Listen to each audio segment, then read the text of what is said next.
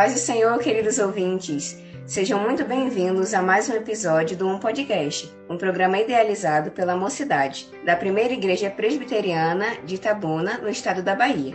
Para ser mais exata, hoje é o episódio 56 dessa série de estudos que nós temos feito a respeito do Evangelho segundo Marcos. A cada episódio, nós vamos estudando mais um pedacinho desse Evangelho abençoado e vamos juntos aprendendo mais da palavra do Senhor.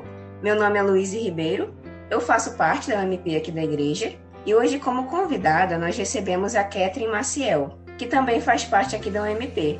Ela é uma bênção para nós, já esteve aqui com a gente em um outro episódio, no episódio 23, e hoje ela está aqui novamente para trazer o estudo de hoje.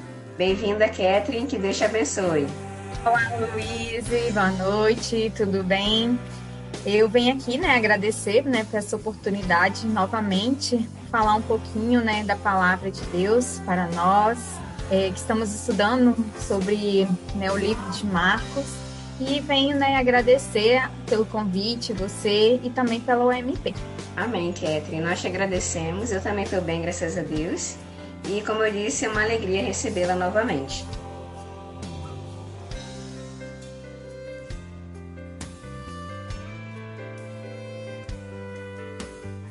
Então, ouvintes, vamos à leitura do nosso texto de hoje, que é Marcos, capítulo 10, dos versículos 17 ao 22. E pondo-se Jesus a caminho, correu um homem ao seu encontro, e ajoelhando-se perguntou-lhe: Bom mestre, que farei para herdar a vida eterna? Respondeu-lhe Jesus: Por que me chamas bom? Ninguém é bom, senão um, que é Deus. Sabes os mandamentos: não matarás, não adulterarás, não furtarás, não dirás falso testemunho, não defraudarás ninguém, honra teu pai e a tua mãe. Então ele respondeu: Mestre, tudo isso tenho observado desde a minha juventude. E Jesus, fitando-o, o amou e disse: Só uma coisa te falta. Vai, vende tudo o que tens, dá aos pobres e terás um tesouro no céu. Então vem e segue-me. Ele, porém, contrariado com esta palavra, retirou-se triste, porque era dono de muitas propriedades. Tá contigo, Catherine. Nós temos aqui, então, no Marcos 10, de 17 a 22, que como título, coloca aqui algumas bíblias, o jovem rico. Jesus estava perto do Rio Jordão quando este evento ocorreu. Quando Jesus ia seguir caminho para outro lugar, um jovem rico foi correndo até ele com uma pergunta. O jovem queria saber o que fazer para herdar a vida eterna. Então, se a gente for olhar aqui no capítulo 10, versículo 17, e pondo-se Jesus a caminho, correu um homem ao seu encontro e, ajoelhando-se, perguntou-lhe: Bom mestre, que farei para herdar a vida eterna? O jovem foi buscar salvação. E nisso Jesus respondeu-lhe, no capítulo 18, Por que me chamas bons? Ninguém é bom senão um que é Deus. Então, Jesus respondeu a sua pergunta, embora não tenha sido a resposta que o jovem rico estava esperando receber. O jovem, então, ele foi à fonte certa. Então, ele reconheceu que Jesus era o único a quem ele precisava para obter respostas espirituais. Se a gente for olhar em João 8, 24, diz: Por isso eu vos disse que morrereis em vossos pecados, porque se não credes que eu sou, morrereis em vossos pecados. Se a gente for olhar também em Atos 4, 12, a gente tem: E em nenhum outro há salvação, porque debaixo do céu nenhum outro nome há, dado entre os homens em que devamos ser salvos. E se a gente for olhar também mais um texto na Bíblia, 1 Timóteo 2, de 5 a 6, diz: Porque há um só Deus e um só mediador entre Deus e os homens, Cristo Jesus, homem, o qual se deu a si mesmo em resgate por todos, para servir de testemunho a seu tempo. Então, se a gente for olhar, então, com esses 3 versículos, que a gente viu aqui na Bíblia, o jovem até teve, a atitude certa. Ele correu, como a gente viu, ajoelhou-se e ele foi perguntar, a Jesus, Então, se a gente for olhar, ele parecia ser sincero. O jovem rico fez a pergunta certa e recebeu, né, uma resposta certa. O que devo fazer para herdar a vida eterna? Se a gente for olhar em Atos, né, 2:37, temos no finalzinho do versículo, que faremos, irmãos? E também em Atos 16:30, o que eu devo fazer para ser salvo? Então, se a gente for ver, essa é a pergunta que muitos hoje em dia fazem, né, na religião. O que a gente tem que fazer para ser salvo? O que eu devo fazer?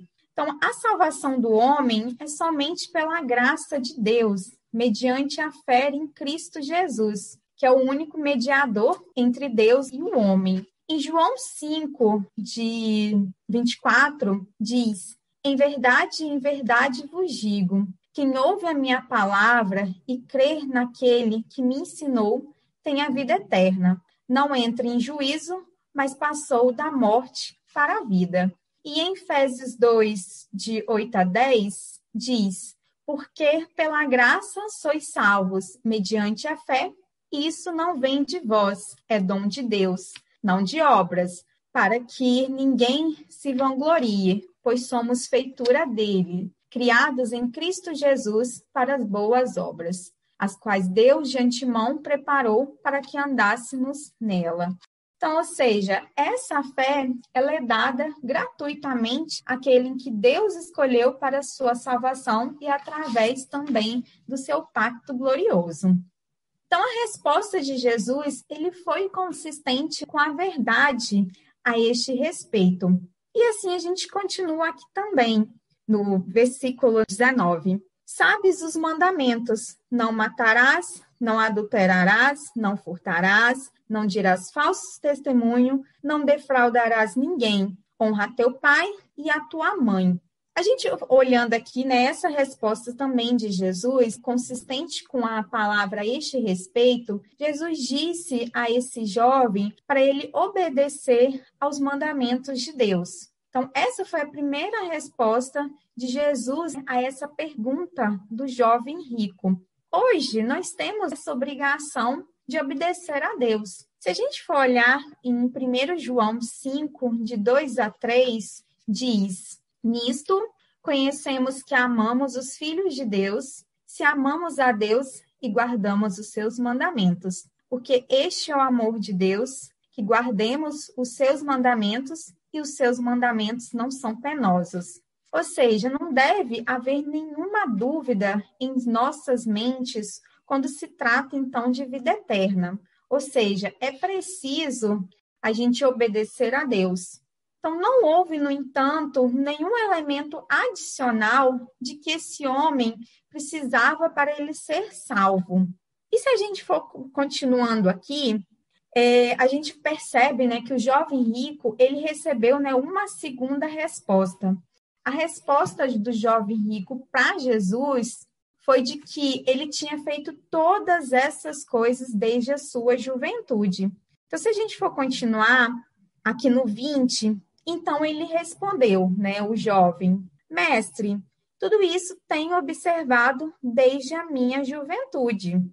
Então, a gente percebe aqui, de acordo com a segunda resposta de Jesus, levando em consideração a primeira que o jovem rico fez lá no versículo 17, a primeira resposta dele, né, é a questão de que ele reconhece somente Deus ser bom e depois vem falar para seguir aos mandamentos. Bom, parece que ele estava dizendo a verdade. Também, se a gente for olhar aqui, olha, o texto diz que Jesus o amou. A gente pode observar aqui, olha, no versículo 21. E Jesus, fitando-o, o amou e disse: só uma coisa te falta. Vai, vende tudo o que tens, dá-o aos pobres e terás um tesouro no céu. E então vem e segue-me. Então, se a gente for olhar, ó, e Jesus, fitando-o, o amou. Então, a gente vê aqui o texto, né, dizendo que Jesus amou o jovem rico. Então, essa sendo a segunda resposta. No entanto, esse jovem rico, ele não estava esperando essa resposta que Jesus deu. Vai, vende tudo quanto tens e dá-os aos pobres e terás um tesouro no céu. E vem e segue-me. E aí a gente pergunta, será que isso significa que nós devemos vender tudo o que temos e a gente dá o que a gente tem aos pobres? Não necessariamente.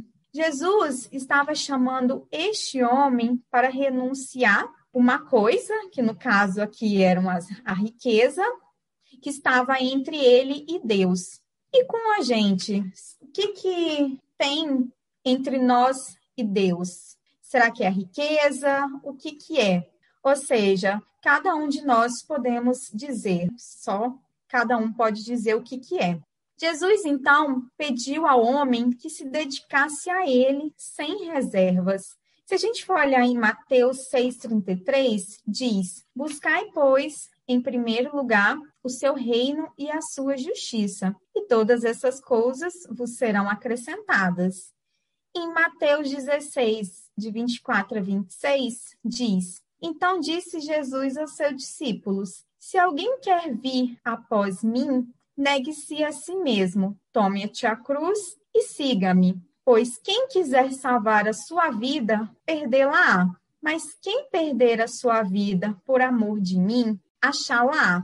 Pois que aproveita ao homem se ganhar o mundo inteiro e perder a sua alma. Ou que dará o homem em troca da sua alma? Se a gente for olhar, né, através desses dois versículos, nós devemos dedicar tudo que nós temos a Deus. Então, se a gente for continuando aqui no 22, ele, porém, o jovem, né, contrariado com essa palavra, retirou-se triste, porque era dono de muitas propriedades. Então, o jovem rico, aparentemente, não estava disposto a fazer as mudanças que ele precisava fazer.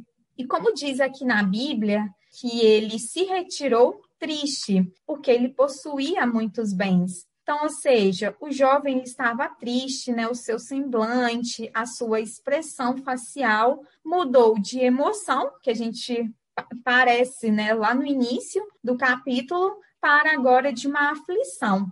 Então, este é o mesmo homem que correu para Jesus, caiu de joelhos na presença de Jesus. Então, triste agora, aborrecido, amargurado, chateado. A verdade é que ele não possuía os bens, e sim os bens que possuíam ele. Então, quando a gente está possuído por alguma coisa diferente de Deus, Deus vai exigir de nós uma renúncia.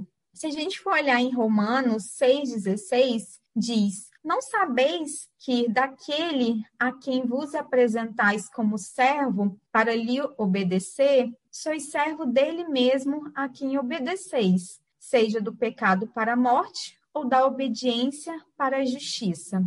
E se a gente for olhar também em João 8,34, diz: respondeu-lhe Jesus: em verdade vos digo, todo aquele que comete pecado é escravo do pecado.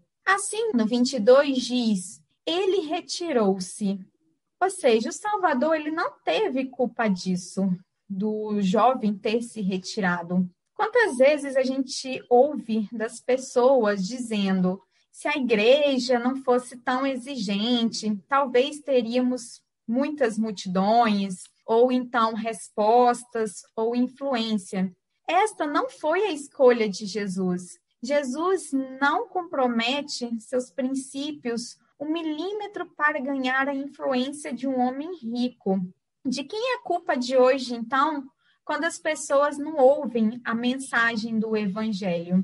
Se a gente for olhar em Gálatas 1, de 10 a 12, diz: pois busco eu agora a favor dos homens ou a favor de Deus? Ou procuro agradar aos homens?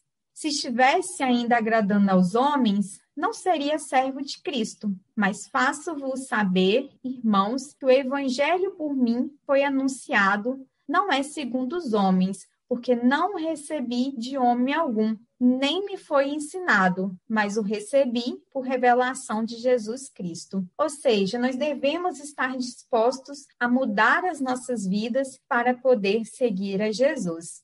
A gente tem aqui em Lucas 13, de 3 a 5, não, eu vos digo, antes, se não vos arrependerdes, todos de igual modo perecereis. Ou pensais que aqueles 18, sobre os quais caiu a torre de Siloé e os matou, foram mais culpados do que todos os outros habitantes de Jerusalém? Não, eu vos digo, antes, se não vos arrependestes, todos de igual modo perecereis.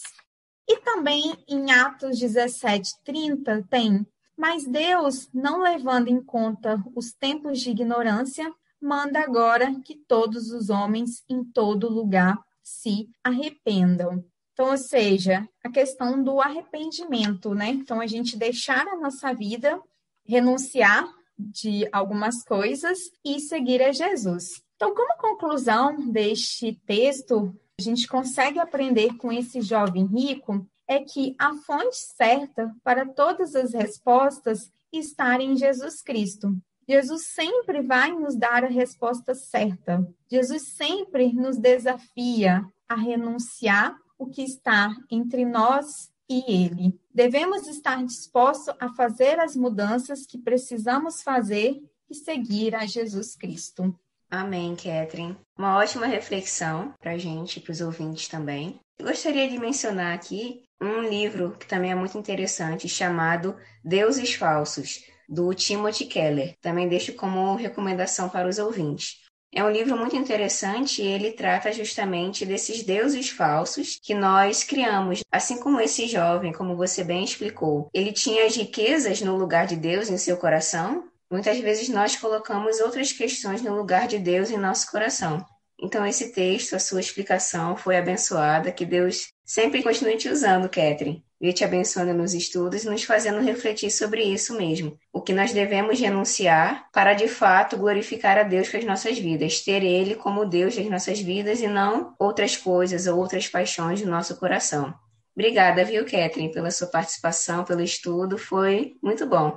Tenho que agradecer, obrigada novamente pelo convite, estar falando um pouquinho mais de Deus. Isso é muito bom para nós. É verdade.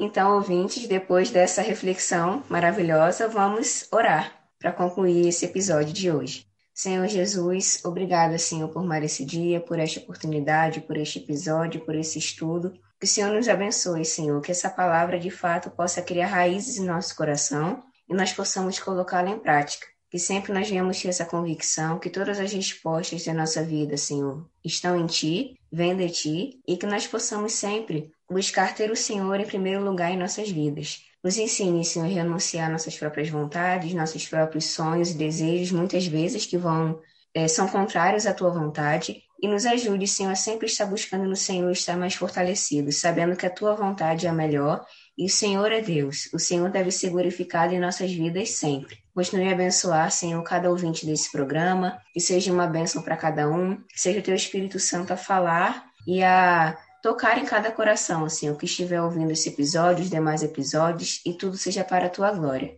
Abençoe também a vida de Catherine, Senhor, continue a abençoá-la, guiá-la em todas as áreas de sua vida. Abençoe a minha vida também e os demais apresentadores deste programa. Que eu possa estar sempre nos capacitando, Senhor, nos ajudando a fazer a Tua vontade, de acordo com o Teu querer. Muito obrigada por tudo. É isso que eu te peço, Senhor, e desde já te agradeço. Em nome de Jesus, amém. Então, é isso, ouvintes. Mais uma vez, nós somos gratos pela companhia de vocês. Vocês que talvez estão chegando aqui no programa agora pela primeira vez, né, ouvindo pela primeira vez, que Deus te abençoe. E também todos aqueles que vêm nos acompanhando em todos os episódios, desde o comecinho do Evangelho segundo Marcos. Recebam aí nosso abraço, nossa gratidão e que Deus abençoe vocês. Bom, já para deixar aí um gostinho para o próximo episódio, o nosso texto será Marcos 10, do versículo 23 ao versículo 31. Então, até o próximo episódio na semana que vem, se assim o Senhor nos permitir. Tchau, tchau!